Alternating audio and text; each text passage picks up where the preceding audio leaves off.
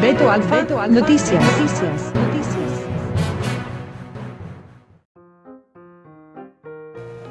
Hola, ¿qué tal amigos? Es un gusto saludarles y bienvenidos sean a otro video más de Beto Alfa Noticias. Comenzamos con el video del día de hoy.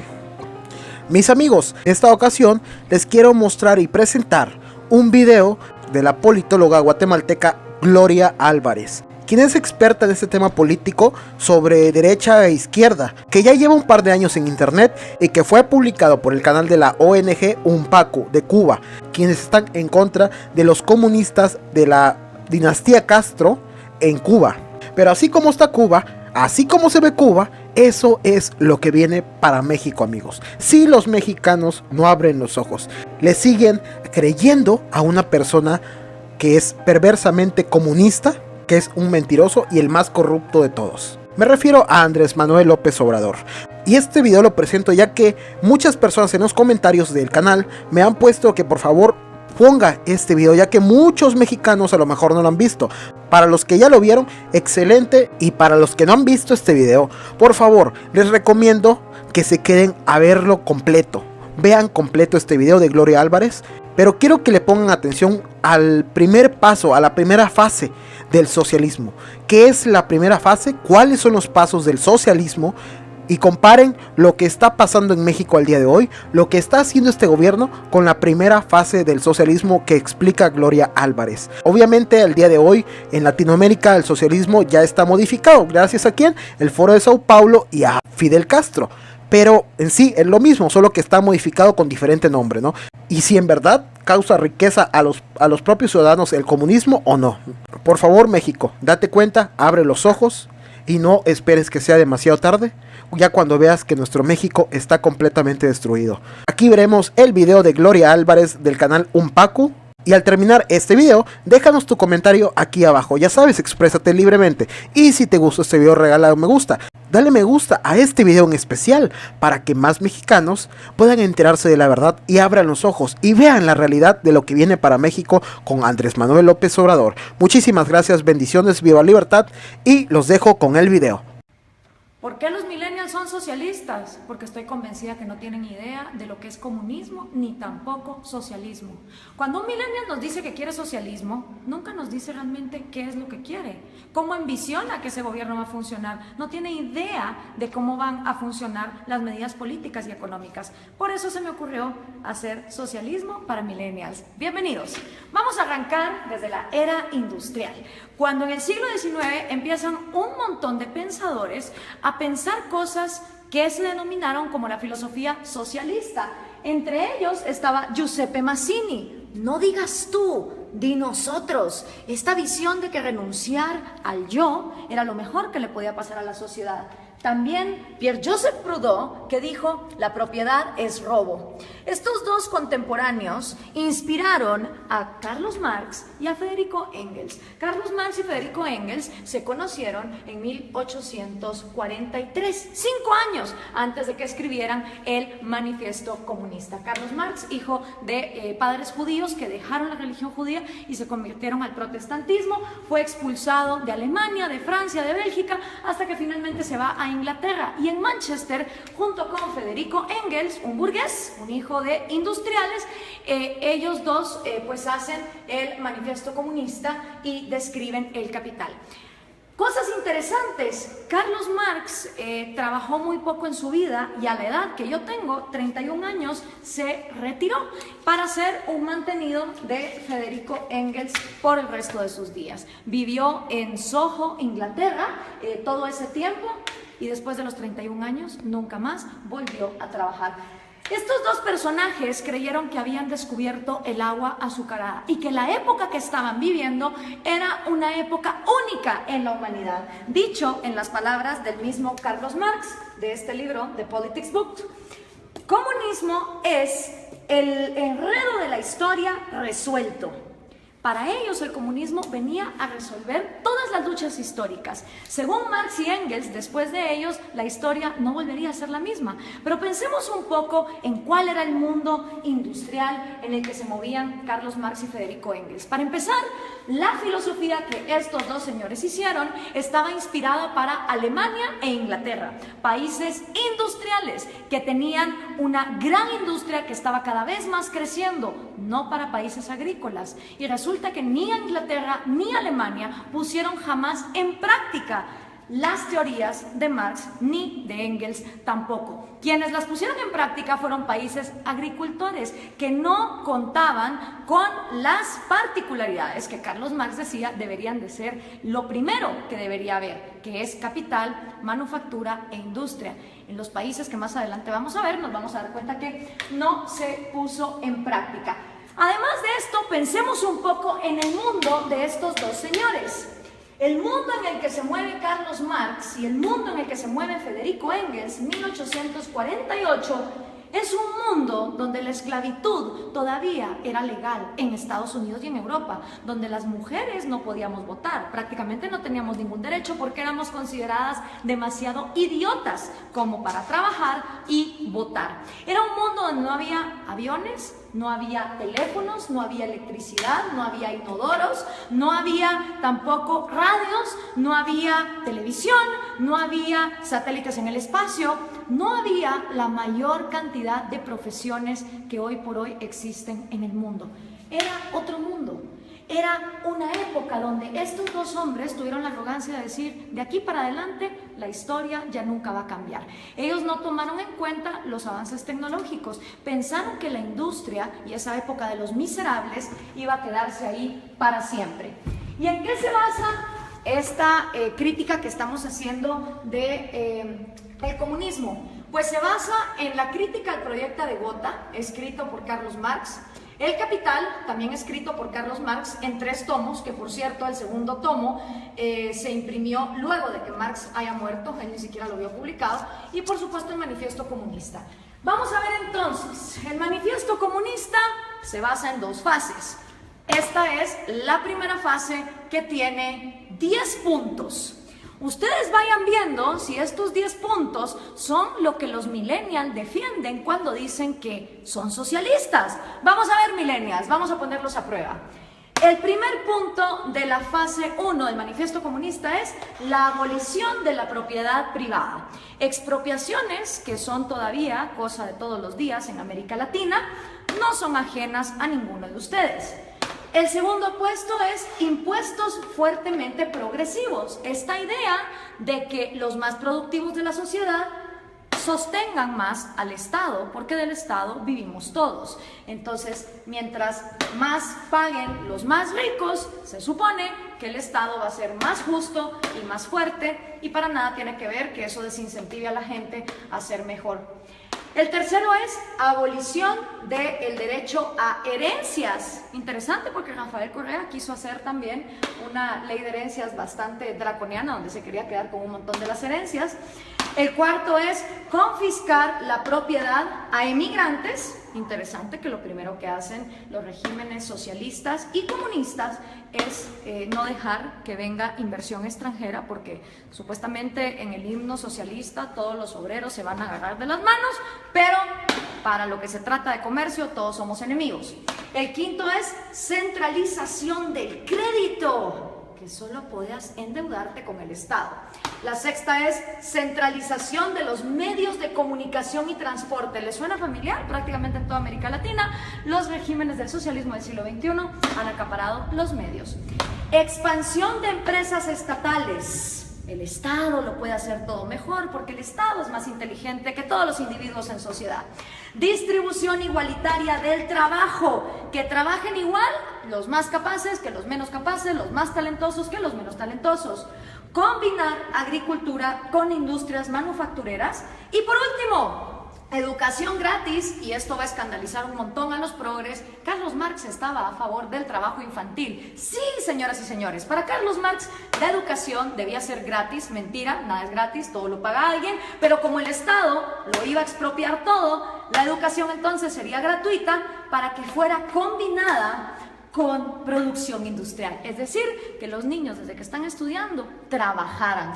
Así que memorícense bien esta fase 1, porque esta fase 1 es la que han implementado todos los países que han tratado de llevar a cabo la agenda marxista. ¿Les suenan familiares estos 10 pasos? Siguen vivos, a pesar de que el mundo de Carlos Marx era un mundo en 1848, estos 10 pasos se siguen dando en América Latina. Esta fase 1 para Carlos Marx es la fase socialista.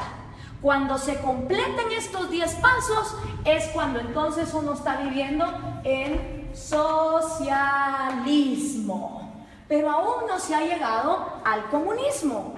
Por eso le pregunto a los millennials, cuando ustedes se dicen socialistas, ¿se refieren a estos 10 pasos, millennials? ¿O a cuántos? ¿A 6? ¿A 4? ¿A 2? ¿A cuántos de estos pasos es a los que ustedes se refieren cuando se llaman socialistas?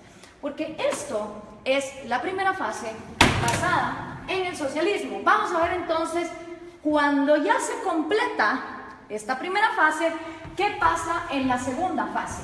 Entonces viene ya la fase 2, donde viene la nueva sociedad y el nuevo hombre. Según Carlos Marx, cuando estos 10 pasos se completan, automáticamente va a surgir un nuevo hombre, un hombre iluminado, un hombre que ya no va a pensar en sí mismo, que todo se lo va a deber a su sociedad.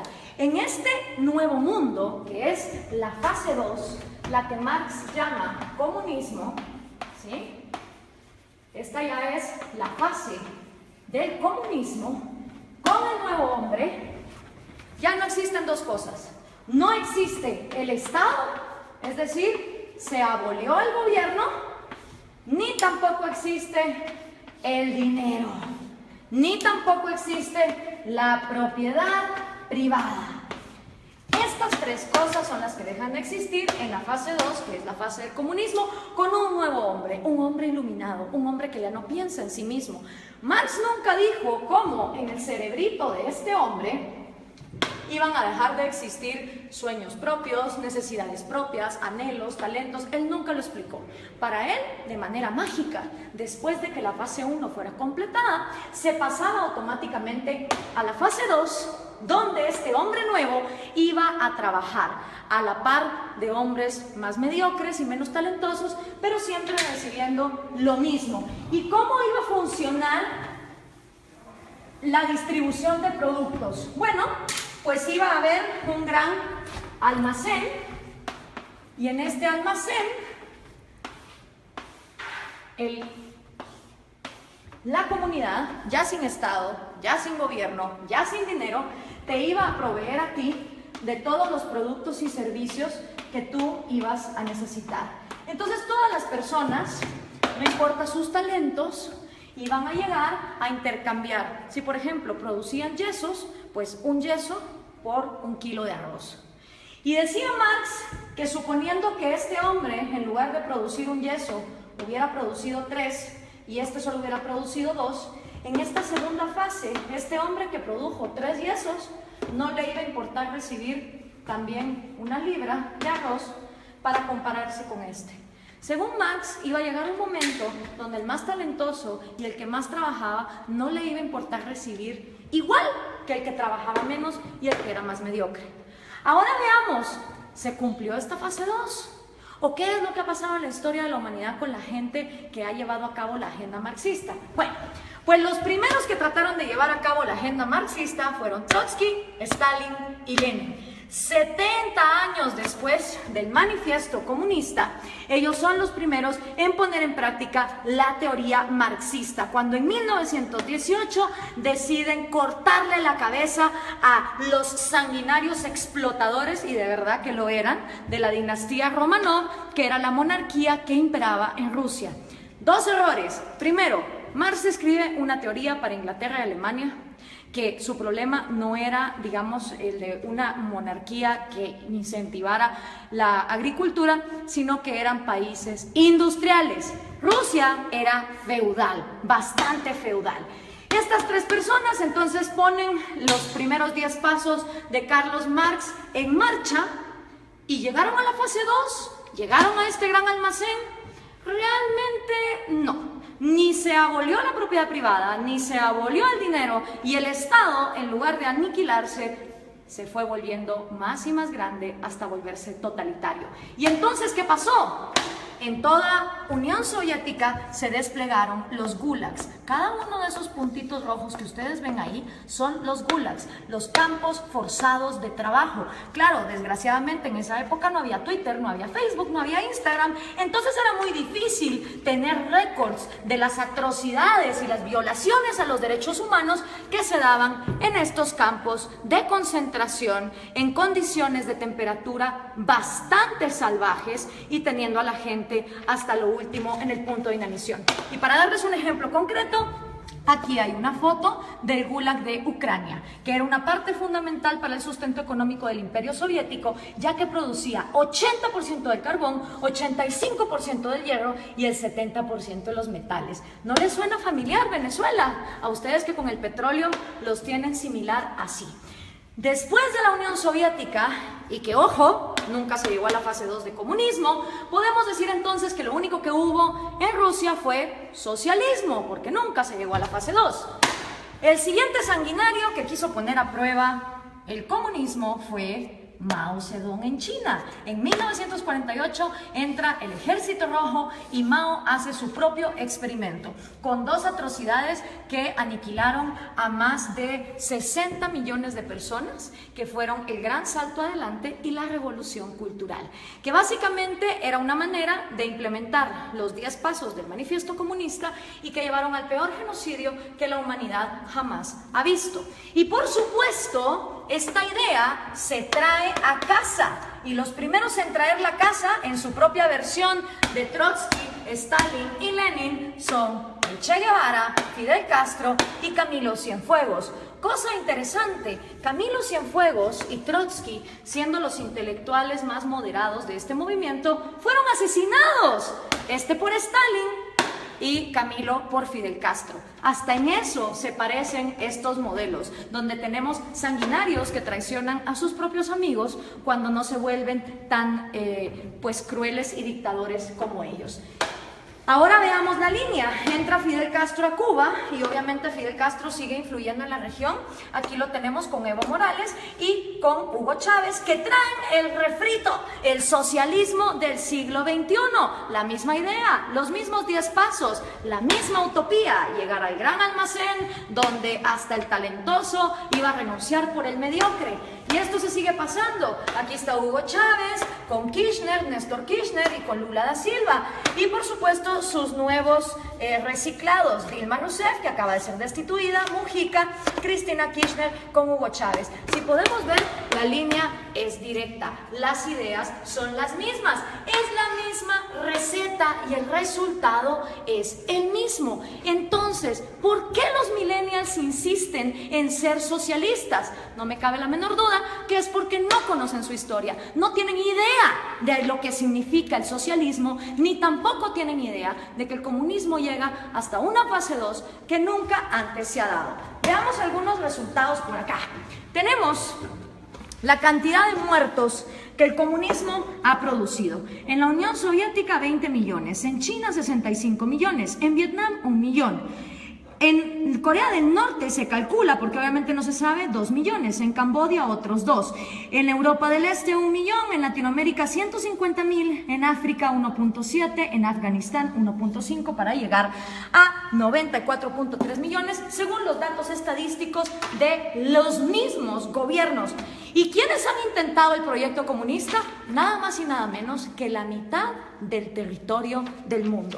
Entre los países que han intentado el proyecto comunista están la Unión Soviética, Ucrania, Bielorrusia, Azerbaiyán, Georgia, Turkmenistán, Uzbekistán, Armenia, Kazajistán, Kirguistán, Letonia, Lituania, Moldovia, Estonia, China, Vietnam, Laos, Alemania Oriental, obviamente.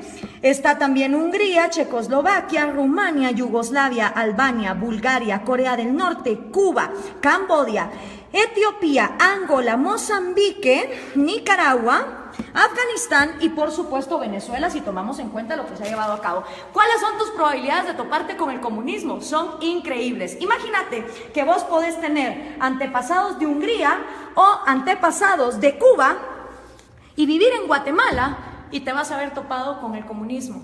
Las probabilidades de que un ser humano se haya topado con el comunismo, una historia comunista, son de 1 en 2. Porque como les explicaba, de todo el mundo, la mitad del territorio de la humanidad ha intentado este experimento. Y el resultado no ha sido esa fase 2, no ha sido esa panacea de ese hombre iluminado, ese hombre que deja de pensar en sí mismo para solo pensar en los demás. El resultado ha sido lo que George Orwell nos describió hace tanto tiempo en La rebelión en la granja. Los humanos en el poder se vuelven los cerdos y para los cerdos hay todo. Mientras que para el resto de animales no hay nada. En lugar de llegar a la fase 2, se llega a un lugar donde la burguesía son los nuevos. Ya sean los Stalin, ya sean los Mao, ya sean los Castro, ya sean los Morales o los Chávez. Solo ellos se vuelven la burguesía, solo ellos se vuelven la élite a costa de que todos los demás estén bien jodidos. Pero, ¿dónde se ha vivido comunismo? ¿Dónde ha habido igualdad? Pues miren, un lugar en el planeta donde hubo igualdad de miseria fue en los campos de concentración de Alemania. Porque ahí, como ustedes se pueden dar cuenta, todos eran iguales de miserables. Obviamente ahí no había propiedad privada, no había dinero, era la panacea. Y Viktor Frankl, que no se lo contaron, él lo vivió, él estuvo en un campo de concentración, uno de los psicólogos más reconocidos del siglo XX, hizo un llamado muy interesante. Everything can be taken from a man. Cualquier cosa puede ser tomada de un hombre, excepto por una. La última de las libertades del hombre. Exigir la actitud que uno va a tener en cualquier set de circunstancias para escoger uno su propio destino. Quiero hacer énfasis en esta frase porque lo que está aquí diciendo Viktor Frankl es que la mayor libertad del hombre reside que aunque esté en estas condiciones, uno va a decidir con qué actitud va a enfrentarse a la vida.